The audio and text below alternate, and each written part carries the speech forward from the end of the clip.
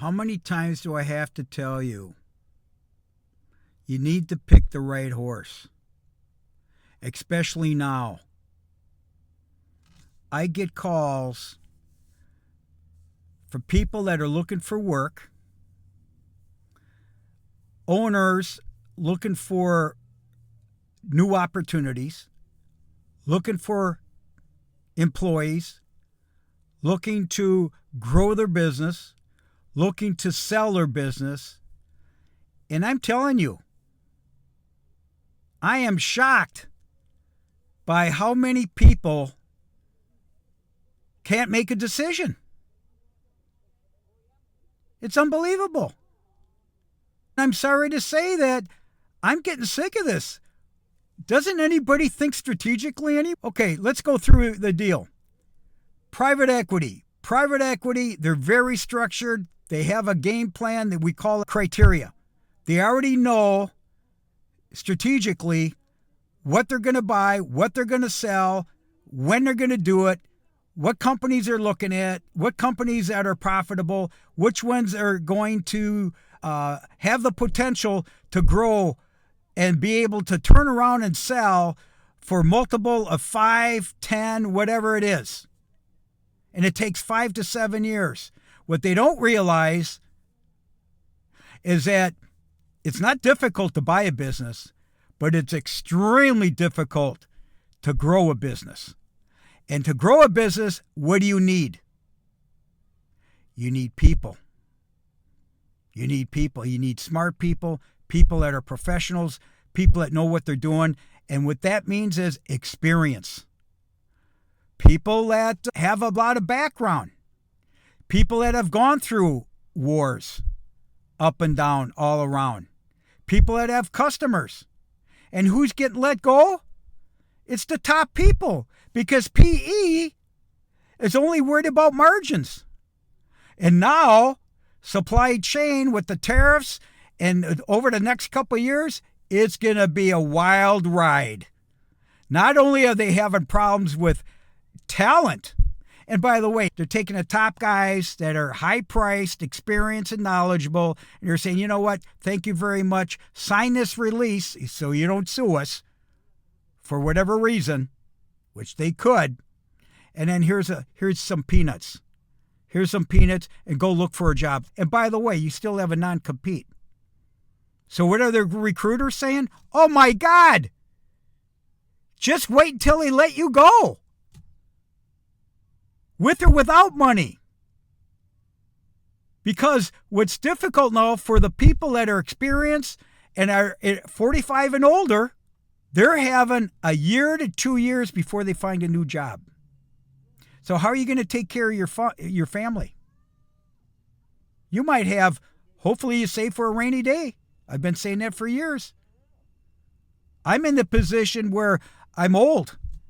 Social Security, I've saved for a rainy day. I didn't trust anybody because I knew I had to take care of myself. And that's what my father would say. Just make sure you take care of yourself and your family, because no one else is going to be taking care of you. There's no loyalty. There's more betrayal than there's loyalty.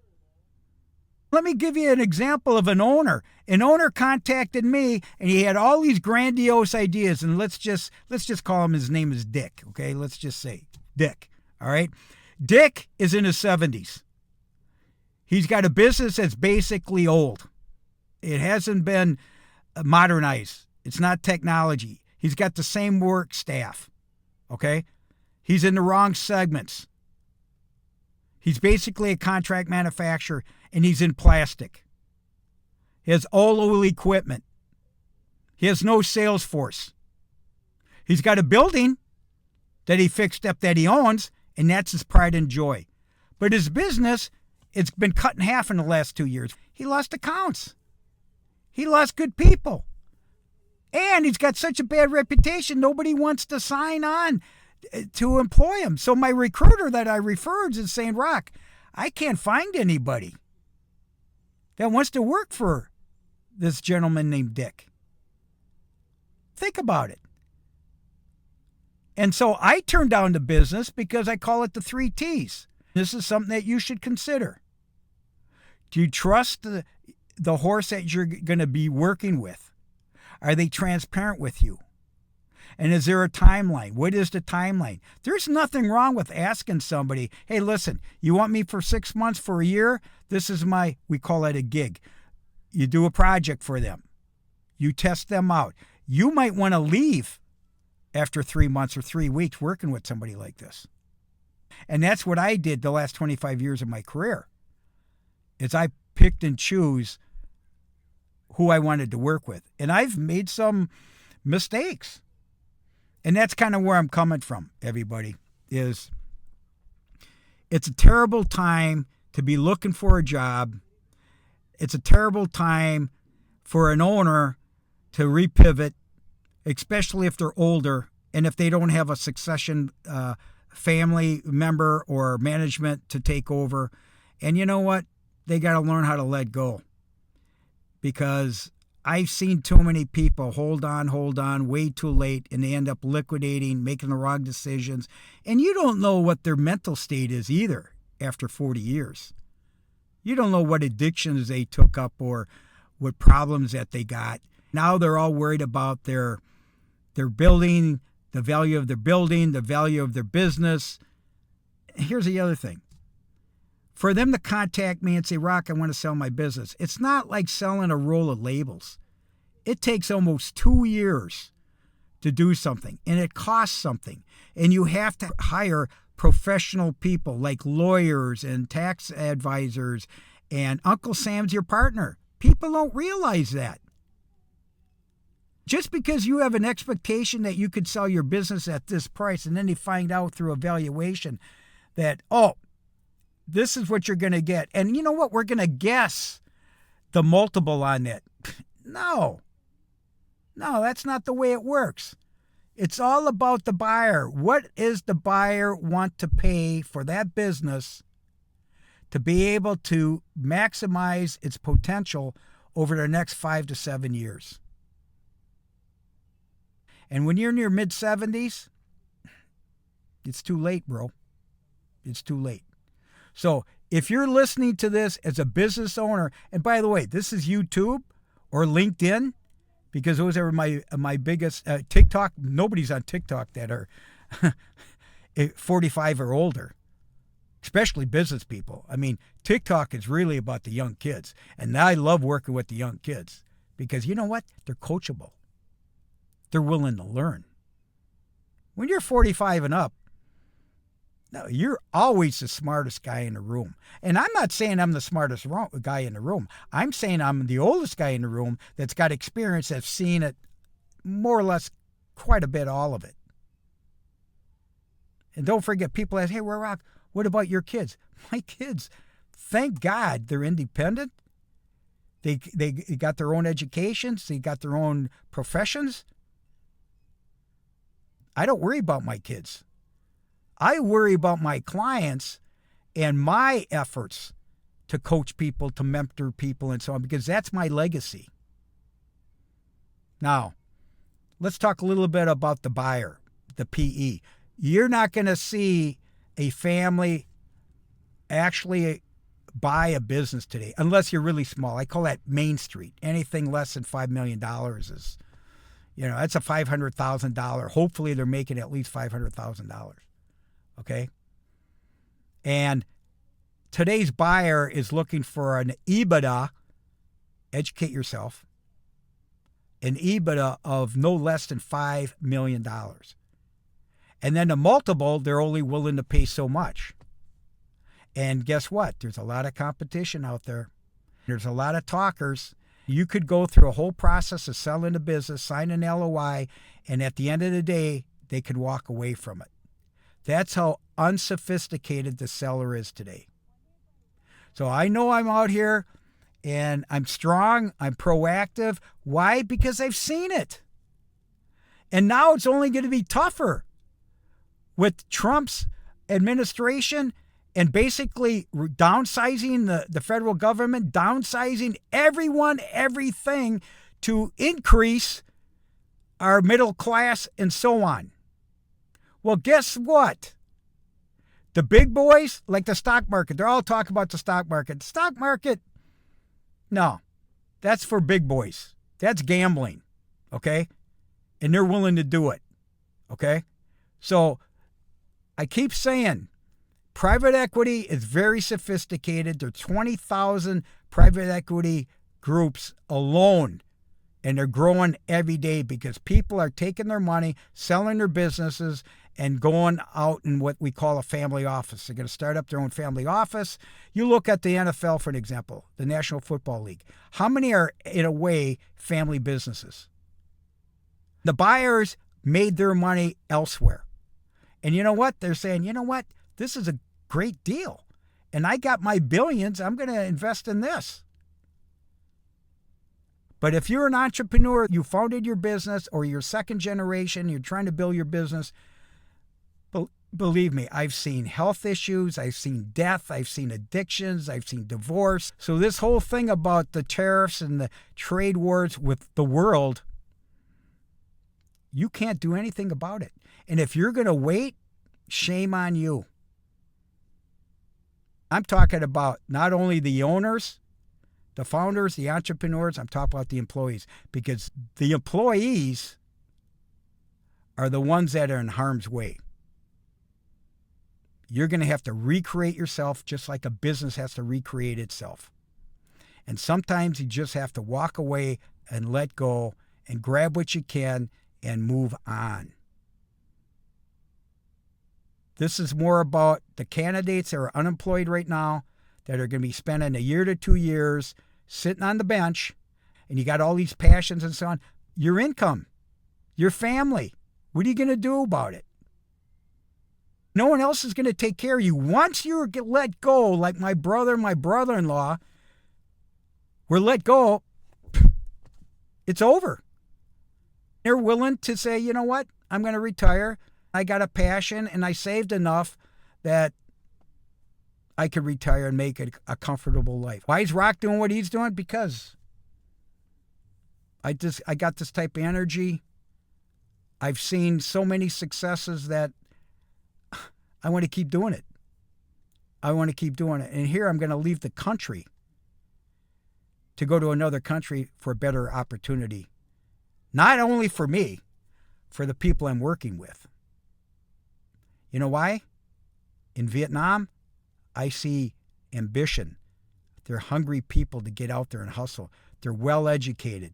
They've been doing contract manufacturing for 30, 40 years. That's why the 3Ms go there, the CCLs go there, Apple, all these people go there. And here they're filtering it through China.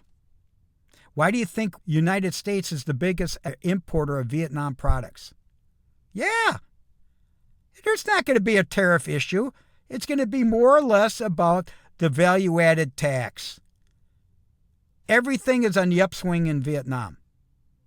You got youth, you got a workforce, you got intelligence, you got it all. You got manufacturing, you got population growth, you got capitalism. I mean, why do you think my friends are moving to Vietnam? They were sourcing it and saying, you know, Rock, this is the place to go. I'm going to sell everything, sell my business, and move there and double my assets because of the cost of living. And it's true. I've been there. My 8th business, I believe it is, in Vietnam. And so when I hear all these people bitching and moaning about, oh, Rock, supply chain, oh, Rock, what about the talent? Or nobody wants to pay for it. Nobody wants to pay for it. And if you're working at a small family business, you better think twice, man, how long you're going to be there. Because an owner, I got 25 years of dealing with owners, okay? Entrepreneurs, especially during COVID. Number one, they think for themselves. Oh my God, am I going to make it through COVID and the PPP? Then there was a bailout, okay?